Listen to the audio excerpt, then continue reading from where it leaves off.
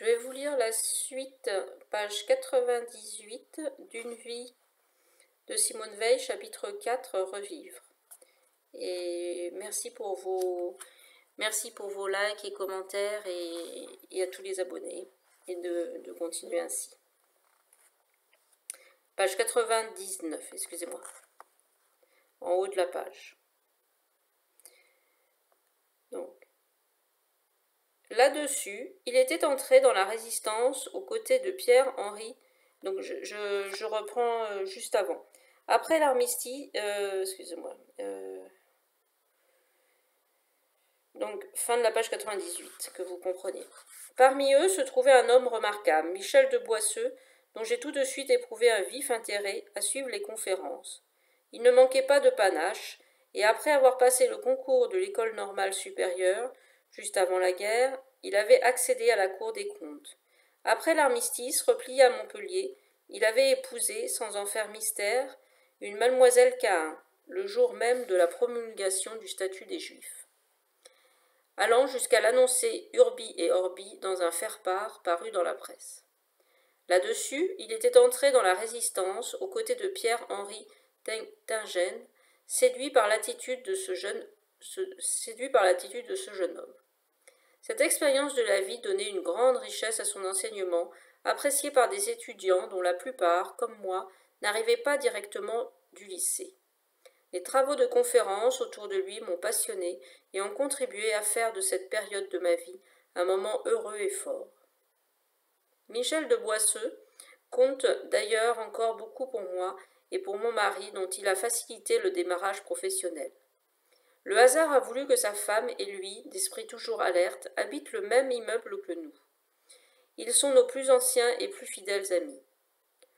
Or, la rue Saint-Guillaume, je me tenais à l'écart des étudiants de Sciences Po qui sortaient beaucoup et fréquentaient assidûment les cafés et les caves de Saint-Germain-des-Prés. Je m'en tenais à fréquenter un petit groupe où figurait Claude-Pierre Brossolette, encore très affecté par le destin tragique de son père, et quelques autres camarades, notamment Michel Goldet, Jean-François Poncet, Marc Alexandre. En dehors d'eux, je n'avais guère envie de me mêler à des gens qui n'osaient pas me parler, tout en se posant visiblement des questions sur ce que j'avais vécu. Tout le monde savait que j'avais été déporté, ne serait-ce que parce que j'étais arrivé un peu après le début des cours.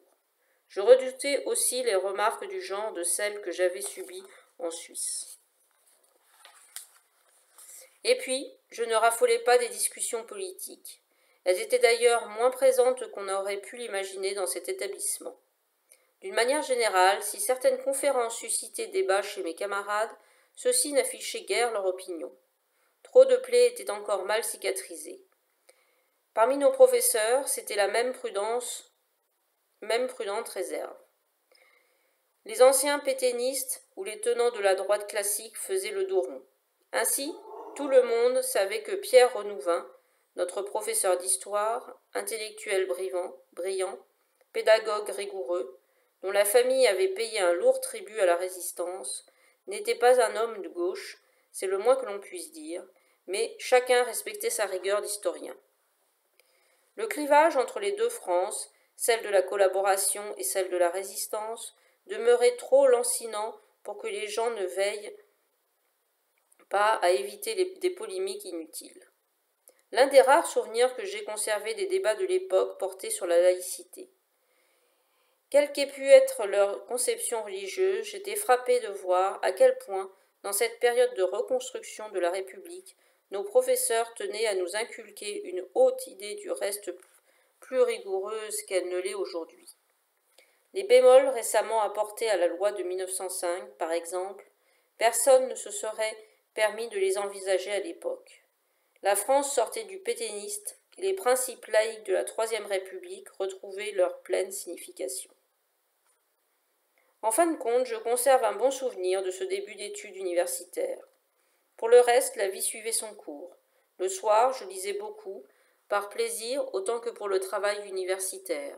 Je fréquentais toujours aussi peu de monde, car mes camarades de déportation se retrouvaient éparpillés dans des parcours diversifiés. Les uns étaient très politisés, au Parti communiste ou ailleurs, d'autres étaient partis vivre en province. Certains, surtout les hommes, parvenaient à suivre des études tout en travaillant, car la plupart d'entre eux avaient perdu leur famille. Beaucoup avaient dû se lancer tout de suite dans la vie active avec énergie. Comme tous ceux qui survivent à une catastrophe, ils voulaient prendre leur revanche sur une société qui les avait maltraités. Bien qu'à l'époque je n'ai guère fréquenté la communauté juive, j'ai conservé le sentiment qu'elle s'était peu impliquée, au moins directement, dans l'aide morale et matérielle que les familles, souvent étrangères, amputées par la Shoah, pouvaient espérer. Il est vrai, cependant, que l'œuvre de secours aux enfants juifs, l'OSE, qui avait été active et efficace sous l'occupation, a poursuivi avec dynamisme la prise en charge des orphelins de déportés, ainsi que les enfants eux-mêmes rescapés du Buchenwald. Pour beaucoup de jeunes gens qui avaient survécu au camp, ce fut en fin de compte une période de grande difficulté et de complète solitude. Quant aux adultes, ceux qui se trouvèrent confrontés à des problèmes d'emploi ou de domicile, sans pouvoir compter sur l'appui de proches, ils eurent bien du mal à reprendre place dans la société. Je ne pense pas que la communauté leur ait alors tendu la main. Beaucoup se sont retrouvés isolés, ignorés et démunis. À mon retour de déportation, j'ai entendu parler d'une amicale d'Auschwitz qui venait de voir le jour. J'ai pensé que j'y retrouverais peut-être quelques amis et je m'y suis donc rendue. J'ai donc tout de suite compris que l'amicale était verrouillée par des communistes et elle l'est d'ailleurs demeurée jusqu'à peu, une dizaine d'années environ. Aussi longtemps que Marie-Claude Vaillant Couturier a vécu. Les responsables de cette amicale avaient pris la précaution d'embrigader quelques personnalités non communistes, bien que proches de leur idée, afin d'offrir une image de fraternité œcuménique qui n'existait que pour ceux qui voulaient bien y croire. À cette époque, je n'avais pas d'idée politique bien arrêtée, mais je savais que je n'étais pas communiste. L'amicale m'a donc vu une fois, mais pas deux. Au fond, ma première expérience politique a bien été le refus du communisme. Ce refus ne procédait pas, comme chez d'autres, d'une tradition familiale. Mis à part mon père, l'ensemble de mon environnement se situait plutôt à gauche. C'était le cas de maman qui, contrairement à sa sœur, n'avait cependant jamais été proche des communistes. Moi-même, pendant la guerre, je n'avais pas plus d'opinion sur les communistes que sur les résistants.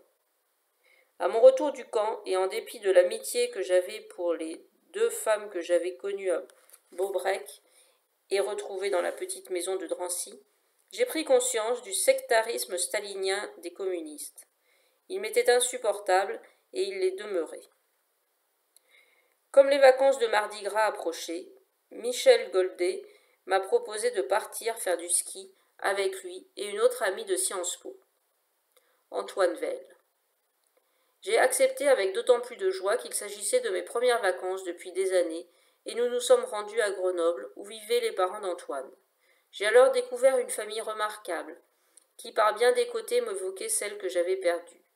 Les Veil avaient le même profil social et culturel que les Jacob, des juifs non religieux profondément cultivés, amoureux de la France, redevables envers elle de leur intégration, et ils étaient bien plus aisés que ma propre famille. Mais ils aimaient les arts, comme mes parents, surtout la musique, et puis le dynamisme chaleureux qu'apportaient les 4 enfants, 3 filles et un garçon, me rappelait l'atmosphère que j'avais connue et aimée dans mon enfance et mon adolescence. J'ai tout de suite eu un coup de foudre pour eux tous. Et comme ils m'ont accueilli avec la plus grande gentillesse, nous nous sommes rapidement liés d'affection. Antoine suivait comme moi les cours de Sciences Po, mais nous nous étions peu rencontrés jusque-là. Il vivait à Paris et depuis sa démobilisation chez une de ses grand-mères. À partir du moment où nous nous sommes revus à Grenoble, les choses n'ont pas traîné, puisque nous nous sommes fiancés quelques semaines plus tard et mariés à l'automne 1946. J'avais 19 ans et Antoine 20. Notre premier fils, Jean, est né à la fin de 1947. Nicolas, le deuxième, 13 mois après. Pierre-François, lui, s'est fait plus attendre puisqu'il est né en 1954. Tel est le grand avantage d'avoir des enfants tôt. Nous sommes maintenant mariés depuis 60 ans et comptant une douzaine de petits-enfants et quelques arrière-petits-enfants. La famille de mon mari était depuis longtemps implantée à Blamont, en Meurthe-et-Moselle, où elle possédait une usine qui fabriquait des textiles de coton. Son père, aussi patriote que le mien, avait fini la guerre de 1914 avec le grade de capitaine. Au moment de la Seconde Guerre, les Veil avaient cherché refuge à Grenoble avant de passer ensuite en Suisse, où Antoine les avait précédés. À la Libération, il avait rejoint l'armée, puis, démobilisé à la fin des hostilités, il était entré à Sciences Po, tandis que sa famille repartait bientôt pour la Lorraine et s'installait à Nancy.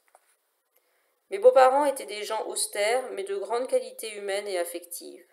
Hormis qu'ils supportaient mal d'entendre parler de la déportation, sans doute par gêne ou pudeur, alors même qu'une de leurs filles avait été déportée à Auschwitz et venait de rentrer, nous nous sommes beaucoup aimés mutuellement. Avec eux, j'ai retrouvé une famille. J'admirais la rigueur morale et la curiosité intellectuelle de mon beau-père, et lui-même trouvait plaisir à nos échanges. Il se montrait curieux de mes analyses et de mes opinions. Je me sentais aussi très proche de la grand-mère de mon mari, au point de la préférer à la mienne. Cet amour était d'ailleurs réciproque.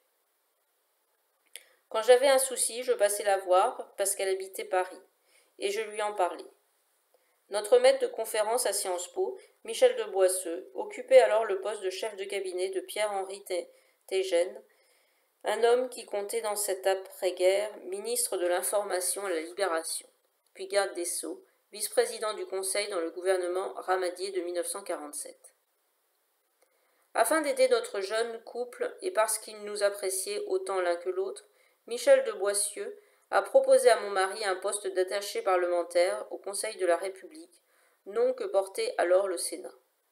Antoine a accepté tout de suite, et le voilà, jeune marié et provincial de 20 ans, plongé de manière aussi imprévue que brutale dans le bain politique, apprenant les couloirs du palais du Luxembourg au service du vice-président du Conseil. Antoine portait une vive admiration à Pierre-Henri Tégène, ancien professeur de droit constitutionnel, résistant de la première heure, parfait représentant de cette famille de pensée qu'on appelle aujourd'hui catholique de gauche. Les Tégène étaient des gens sympathiques et ouverts, qui vivaient simplement.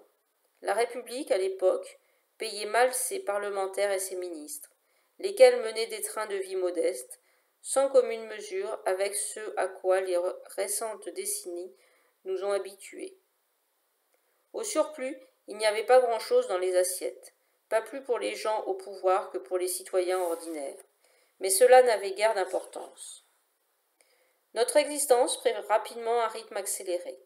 Nous sortions beaucoup, même si je demeurais un peu intimidée par ce monde parisien où mon mari évoluait sans difficulté.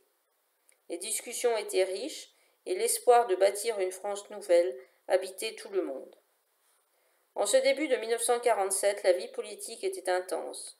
La 4e République, institutionnalisée quelques mois plus tôt, cherchait ses marques. Et depuis le départ, sans préavis du général de Gaulle, un an auparavant, le tripartisme, constitué par les 3 principales formations, les communistes, le MRP, issu de la démocratie chrétienne, et les socialistes, avait qu'un quart géré le pays et au 2e round référendaire fait adopter un régime parlementaire, évidemment vitupéré par De Gaulle et ses fidèles.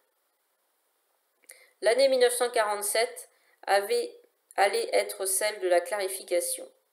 D'autre part, le tripartisme allait exploser, conséquence dans notre hexagone de la rupture entre l'Est et l'Ouest consacrée par le rideau de fer. D'autre part, les gaullistes enracinaient et amplifiaient leur lutte contre le régime des partis.